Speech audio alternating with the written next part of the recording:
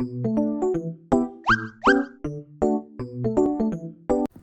morning guys! So today is another day of work and Sabado ngayon. So every Saturday meron akong work and starting next week meron na akong trabahong full time. So yeah, nandito na ako sa car park. Actually, hatid ako ni Hubs today. Kaso, si Amara wala sa mood. So, sabi ko, wag na lang ako ihatid. Kasi si Bebe, masyadong clingy. So, kailangan niya ng hug namin, ng daddy niya. So guys, nandito na ako sa parking. And dyan sa loob yung aking workplace. So, maaga pa naman. Wala pang 8:30. So, dito na muna ako sa car. So, actually guys, nakakatamad magtrabaho ngayon. Kasi, kahapon, sobrang pagod ko. Maaga ako nagising. Nag-grocery kami ni Amara. Dinala ko si Amara around 9 a.m. And, para makatulog si Hubs, no? Kasi, kakarating niya lang from work. Mga 3 a.m. naman siya dumating. Pero you know, gusto ko siyang makapagpahinga. So, hindi nala ko si Amara. Nakabalik na kami ng bahay. Magta-12 noon na. Tapos, after 2 hours, pumunta na naman kami sa labas. Pumunta kami ng mall. Tapos, may binili kami sa Winners. So, super busy. Late na kami dumating ng bahay. Mga 8 p.m. na. Tapos ngayon, work ako. Tapos, kanina madaling araw si Amara, medyo clingy na naman. Gusto niyang mag-hug lang sa akin, dito matulog. So, ako, naka-sitting position again. So, medyo hindi straight yung sleep ko, pero okay lang. So, ngayon, nandito na ako sa parking. Inaantay ko lang mag 8:30 para pumasok ko sa clinic. Kasi 8:30 naman yung call time. 9 mag-open yung clinic. And umuulan ngayon, so mas lalong nakakaantok. So yeah, update ko na lang kayo mamaya after ng work. Mwah!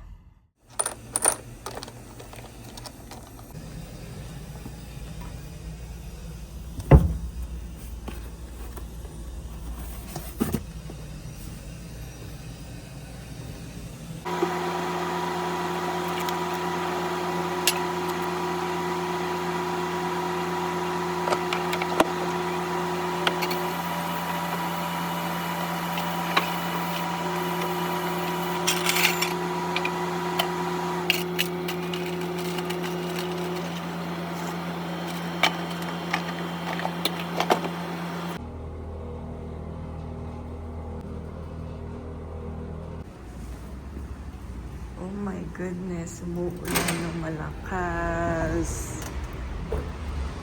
Wait lang.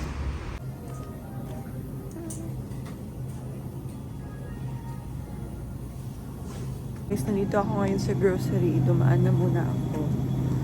Kasi bibili ako ng salad.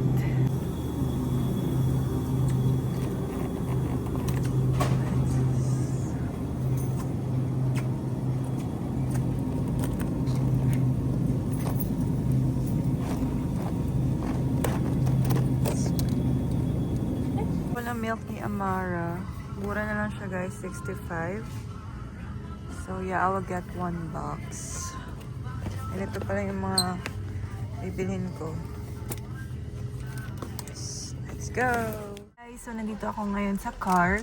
Kakagaling ko lang dun sa grocery. And ang binili ko pala, bumili ako ng Biscoff kasi masarap kumain ng matamis ngayon. Pero isa lang. And then, bumili ako ng gatas ni Amara na Infamil kasi sale siya guys. So, nakasave ako ng almost $10. So, yeah, bumili ako ng isang box. And, bumili ako ng Ziploc. Gagamitin ko to para sa lalagyan ng aking mga pump. Kasi nilalagay ko siya sa ref. So, yeah. And, salad. Kasi guys, wala pa akong kain. Simula morning. Kasi wala kaming break sa work. So, kaka-out ko lang. 3:00 pa lang ng hapon. So, yeah. Usually, umaalis ako ng work. I mean, nag-out ako mga 3:30 or 4. Pero early kasi kami, walang patient. Yung last patient ng boss ko is nag-cancel. So, inayos ko ng lahat, nag-sterilize na lang lahat ng gamit and all. Tapos yun, umalis na ako. So, and kumuha ako ng isang chicken. So, yeah.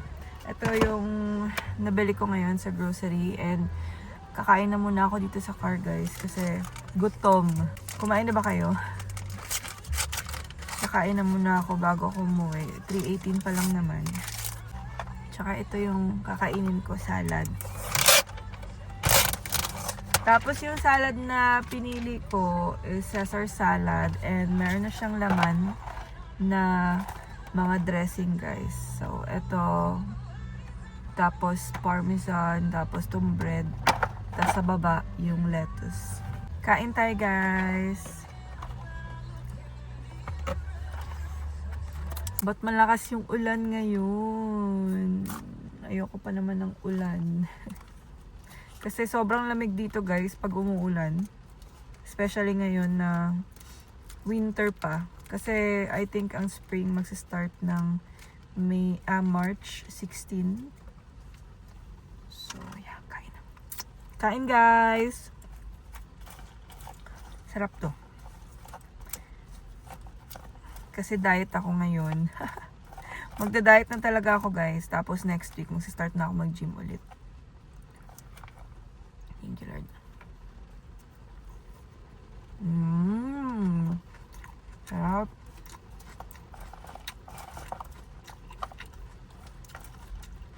Sarap. Sarap ng yung sauce.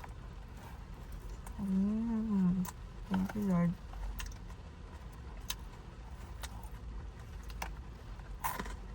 Kasi guys, magda-diet ako. Mag-birthday si Amara sa May. So, dapat blooming ako. So, yeah. Kain tayo ng chicken.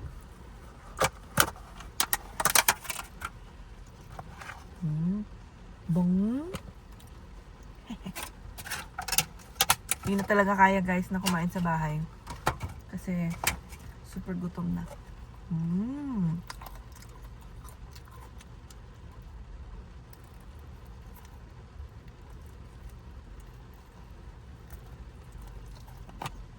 Sarap.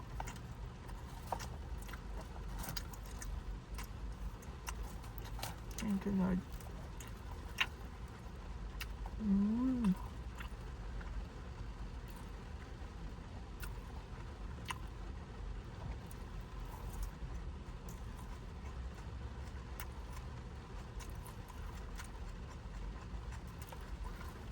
Guys, on mukbang.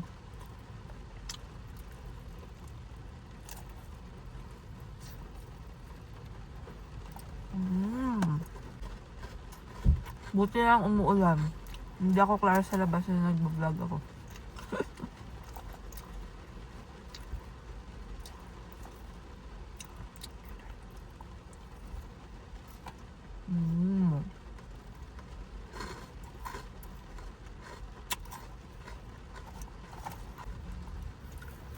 Kain tayo ng saging.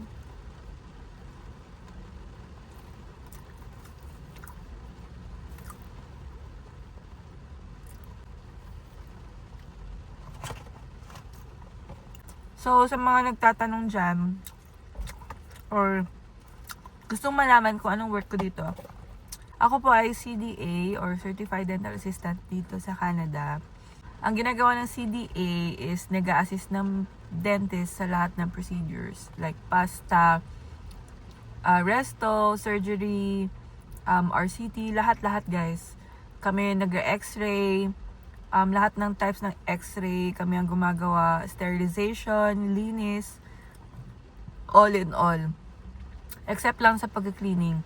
So, allowed kami as a CDA, licensed CDA, na mag-polish ng pasyente or mag-handle. Pwede kaming mag-handle ng patient, pero limited lang, guys.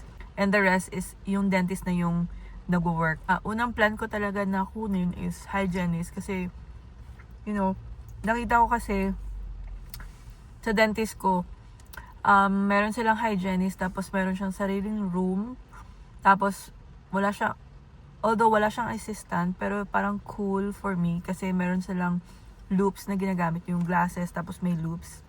Tapos may, yung hygienist ko pa is naka-embed yung name sa kanyang glasses. So parang, oh, gusto ko rin maging hygienist. Tapos guys, ang laki-laki ng sahod nila. Like, mas malaki pa sa nurses dito. And then, so nag-inquire ako sa isang school dito malapit sa amin. I think ang pangalan is Vancouver Hygiene School. I-insert ko na lang yung name ng school dito sa gilid. Guys, nag-take na ako ng exam, entrance exam, phone interview, and all. Napasa ko na lahat. Pero meron silang nire-require na, you know, na mga requirements, like prerequisites. So, meron akong, binigay ko yung TOR ko, pina-evaluate ko sa kanila.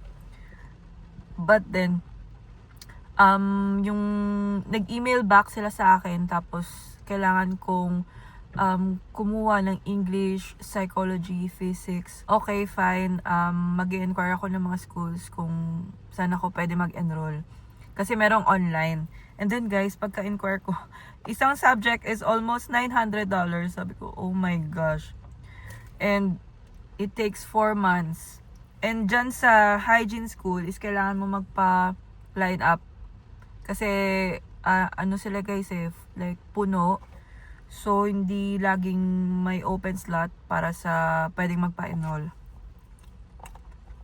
So, sabi dun sa school, I have to wait for 2 years. Ba't ba ako mag-aantay ng 2 years? So, naghanap kami ng other schools. Tapos, meron akong nakita na like, yung school nga kung saan ako nag-aral, private school siya, CDI College. And then, doon nag-inquire kami, tapos sabi doon is hindi na kailangan ng prereqs, dire-diretso na as long as PR ka. So ako, permanent resident naman ako dito. Tapos, yun, nag-enroll na lang ako agad and all. So, ang schooling is for 13 months, 1 year and 1 month. So, meron ding dental assistant na hindi mo na kailangan mag-take ng exam. And that one is for 6 months lang. Chinek ko yung mga, pwede nilang gawin and super limited lang talaga. I opted to CDA na merong board exam. So yun, after kong graduate ng CDA, nag-take ako ng board exam. Pero almost 6 months pa ako bago nag-take na exam kasi nanganak ako. And then nag-work ako agad kung saan ako nag-second practicum. Kasi merong practicum na gagawin guys before ka graduate. So, sa second practicum ko, dito kay Doc, dito din ako nag-work ngayon.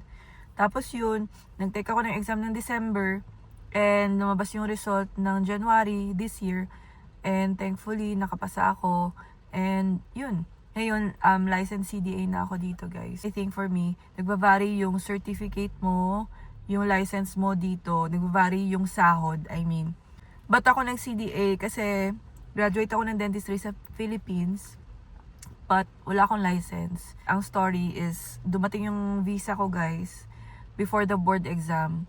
And mas pinili kong pumunta dito kaysa mag-take ng exam. And yun nga, ngayon nagsisisi ako, dapat sana inuna ko yung board exam ko. But, tapos na yun, hindi na pwedeng maibalik ang kahapon. So, ngayon, I am praying and, na makauwi ako sa Philippines and makapag-take ng board exam kasi yun yung syempre dream na dream ko yun, dream yun ng mama ko, and ang mama ko pala is isang dentist sa Philippines, so dream namin yun na maging dentist ako. So by God's grace, ma-fulfill ko yun pag will ni Lord. And yeah, yun yung reason ba't ako nag-CDA, and yun yung work ko dito. Dali lang ba ang work ng CDA? For me, medyo. Pag nasanay ka na sa trabaho, madali na lang talaga. Nakakatawa nga yung unang nahirapan ako at first, guys, sa pag-English. Kasi syempre, kailangan mo mag-English kasi mga English yung mga tao dito, no? Hindi naman pwede mag-Ilonggo ako. Pero na-happy ako, minsan, pag mayroon kaming pasyenteng Pilipino. Kasi hindi ko na kailangan mag-English. Pero most of our patients na Pilipino is ditong pinanganak. So, yeah, English talaga sila. Boss ko is half Filipina, half Indian. So, tapos na akong kumain. Uwi na ako, guys. Kasi ang lamig na dito sa loob ng car. Enough ko lang kasi yung car. Kasi, baka maubos yung gas. Konti na lang yung gas eh. Gas eh. So, update ko na lang kayo pag sabay na ako. Bye!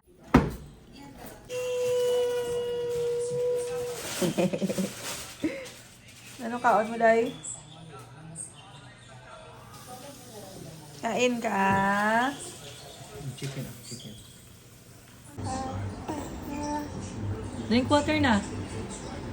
Drink your water.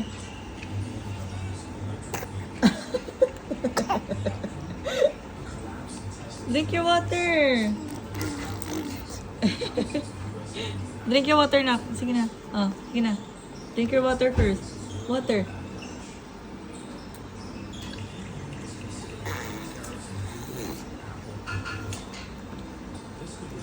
Give it to mommy. Give it to mommy.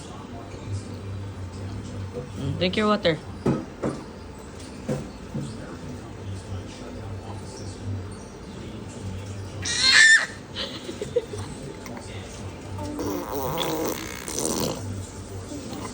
Tama na.